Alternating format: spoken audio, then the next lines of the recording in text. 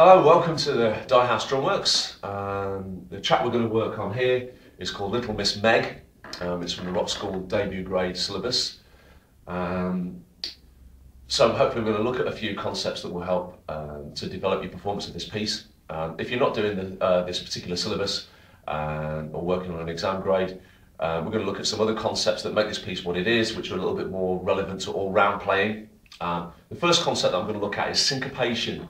I'll talk to you about how this relates to this particular piece in a little while. But I just want to define syncopation. I'll help to give you a basic definition of what syncopation is to start off with. Now, if our pulse, if we're just counting 4 within the bar, I'll just count on the hi-hats.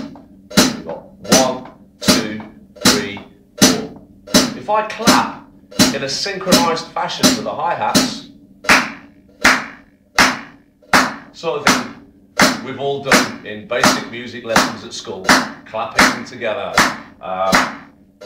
So synchronized clapping. So I'll keep the pulse going. Now syncopation works against the natural flow of the rhythm. So synchronized, all in line, syncopated, going against the main pattern of the rhythm. Now when we first play 8th note patterns or quarter note patterns, we'll often play very synchronized rhythms that are synchronized to the pulse of 4 within the bar. 2, 3, 4, 1, 2, 3. We're always reaffirming this pulse of 4 within the bar. When we get syncopation, probably the first instances that we'll come across it when we're playing drum kit rhythms will be when we're moving the bass drum onto and counts in the bar. So instead of 1, 3, or 1, 2, 3, 4, we're going to get more 1, 2, 3, 4. It's going against the rhythmic flow, and that's really the feature of syncopation. That's one of the things that you want to feel when you're working through the bars that have got quaver rests in Little Miss Meg. So if we relate it to the chart, we would be looking at bar 3, on each line actually, for the first 3 lines. And then on the 3rd line, bar 2 has got 2 quaver rests in on the count, one on the count of 1 and one on the count of 3, which gives us this sense of syncopation through the bar.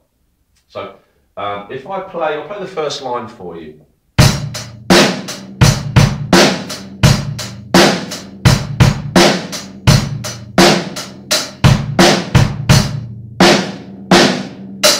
So you'll feel, if you follow your music through, we start off, we've got this very synchronized feel where we're reaffirming the count of 4 very, very strongly. And we just get that little movement. It's only one bass drum beat really that's being moved.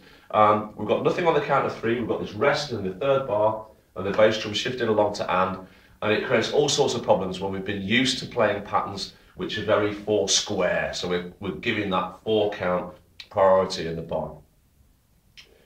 To get over that, and the way to practice it, firstly is to understand how syncopation works. So we've done a little bit on that just to give you a basic sort of indicator.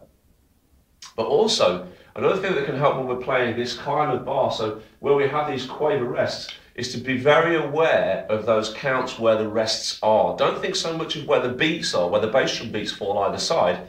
Think more of where the rest is. So, for instance, in bar 3, 1, 2, 3, and 4.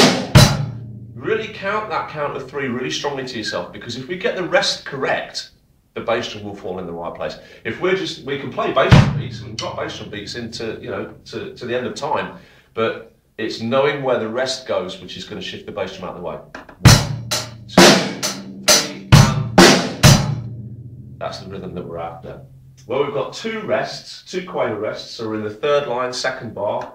1, 2, 3, 4, 1, 2, 3, 1, 2, 3, 4. Feels very backward. All the bass drum beats are falling on off beats in that bar, so it's very syncopated.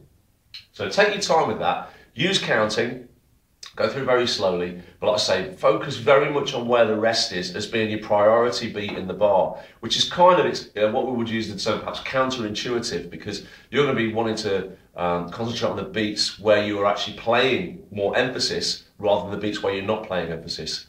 But if you concentrate on the beats where you're not playing emphasis, so where the rests are, that will help to pull those syncopated beats into the right spot. Here it goes. Little Miss Meg. 1, 2, 1, 2, 3.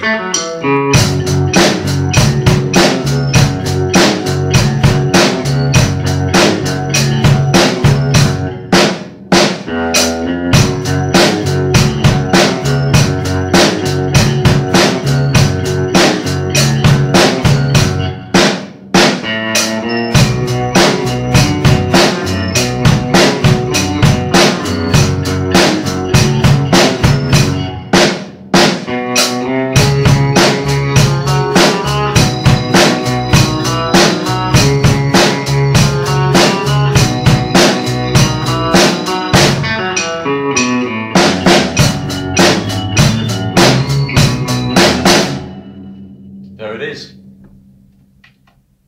So, syncopation. Get to grips with syncopation.